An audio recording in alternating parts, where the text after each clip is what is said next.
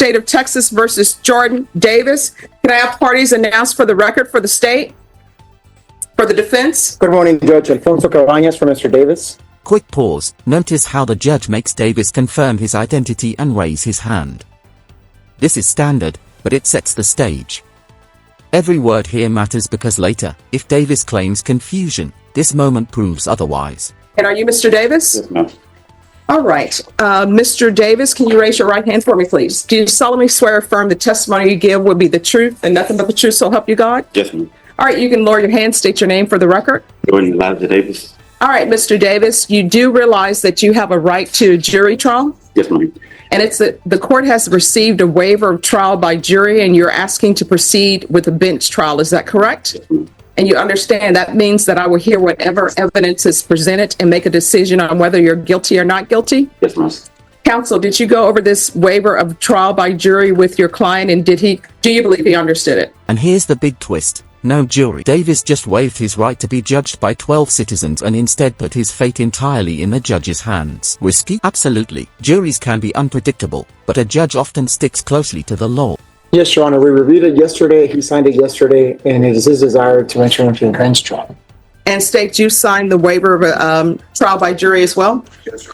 All right, the court will find that the waiver of trial by jury has been voluntarily given and signed by the defendant and also signed by the state and the defense.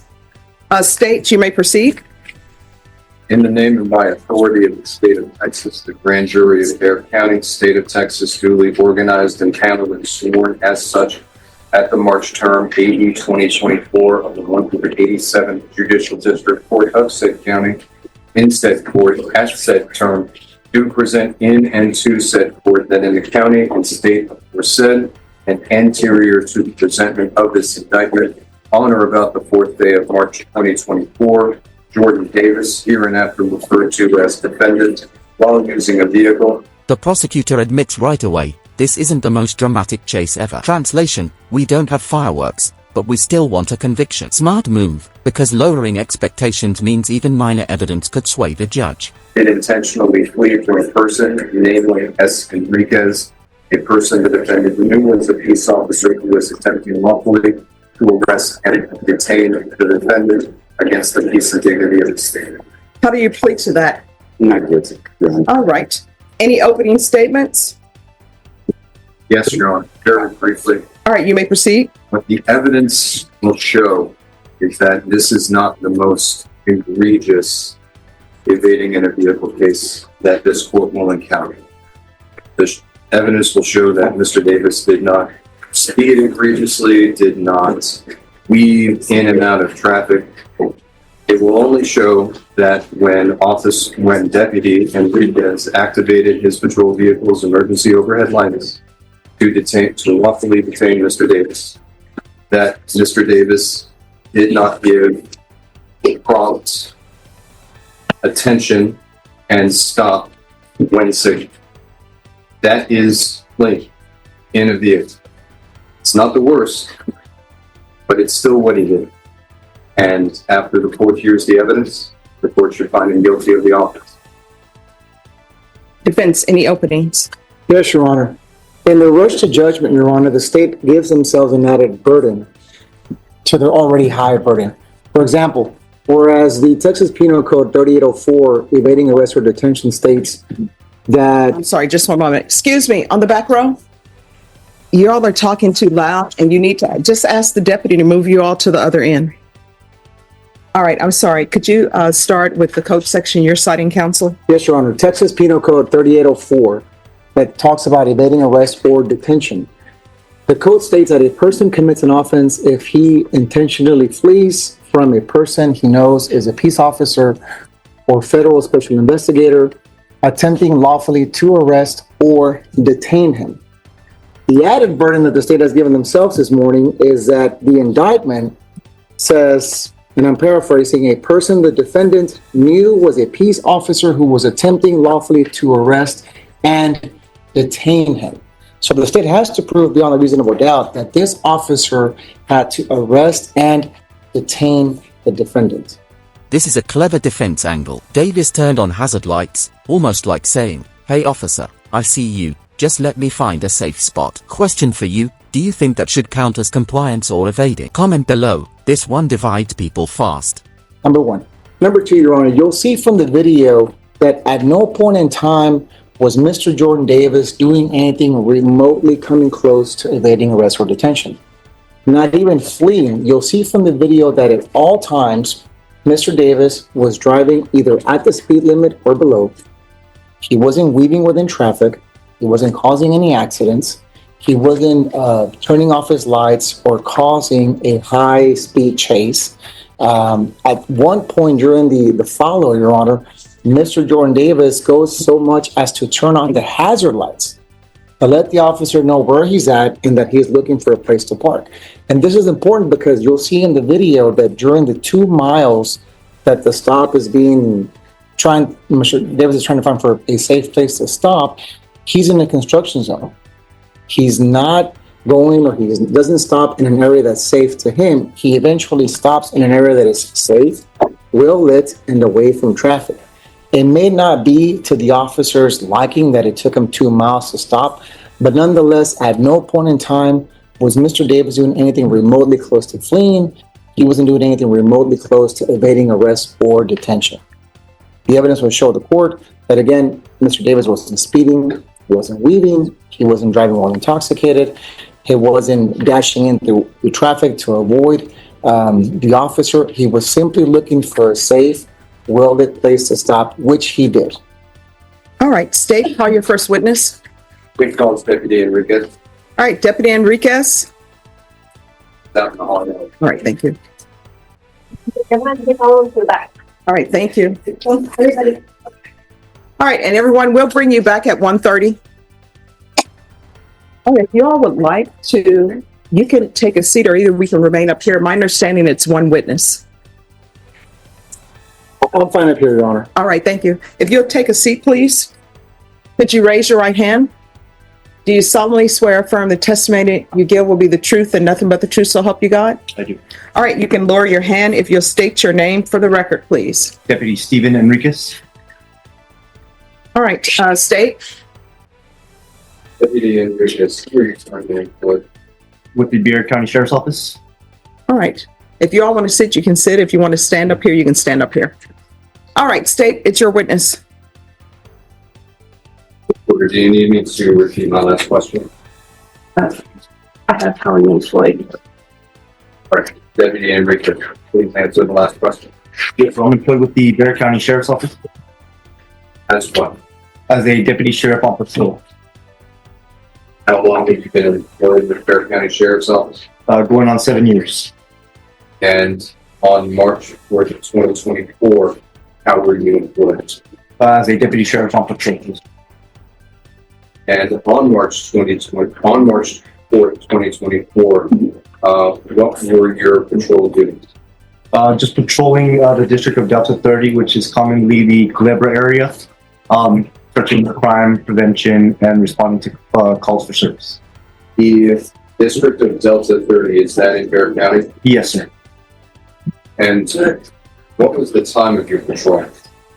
From 11 p.m. until 7 a.m. At approximately 0:35 hours, 35 minutes after midnight, did you see a vehicle that caught your attention? Yes, sir. What vehicle was that? If you recall. I don't recall right now, but I do have the report here, if I can revert back to that. Please do. Judge, I would ask the witness be instructed to refresh his memory from the report, not read verbatim. All right, officer, you're allowed to refresh your memory from the report, but do not read directly from it. It was a red four-door vehicle. And what about that vehicle caught your attention? As it was approaching me, it had its high beams on, and it had 3 lights on instead of all 4. Which light was not on? It was the passenger side and the outside. Was that headlight? Yes, sir, correct. So after perceiving the high beams on and the headlight out, Notice how the deputy waited until after the red light to flip on the emergency lights. That's actually good police work. avoids confusion and keeps things safer. But from here on, every decision will be scrutinized. Could Davis have stopped earlier? That's the heart of this case. How did you proceed? I conducted a U-turn as the subject was going the opposite direction of myself, and I proceeded to catch up to that vehicle as it was ahead of another vehicle. And did you activate your patrol vehicle's emergency overhead lights? At that time, I did not because it was coming up to a red light, and I didn't want to conduct a traffic stop over the active red light. What happened next? I pulled up next to the vehicle just to see if the vehicle had a seatbelt on or anything like that, and I did do a inquiry into the vehicle's license plate. What did you learn? Everything was up to date as far as the entrance and the registration. All I had was the defective equipment at that point in time, along with the transportation violation with driving with the high beams on. Did the light eventually turn green? Yes, sir, it did. At that point, I got behind the vehicle and activated my emergency lights, which activates my fleet camera. Now, your fleet camera, does it begin recording when you turn on your emergency overhead lights? It does, but it also records 30 seconds prior with no audio. Understood. Permission to approach you on? Granted. Deputy. Showing you what is marked as state exhibit 1. Do you recognize this? Yes, sir, I do. Can you tell the court what it is? It's the body-worn camera to my front dash. And how do you know that it is? It states it on there along with my signature. Have you reviewed this? Have you reviewed the contents of this list? Yes, sir, I have. And to the best of your knowledge, have there been any alterations or edits to it? No, sir. And is it a true and accurate depiction of the events that were recorded by that device on that date? Yes, sir.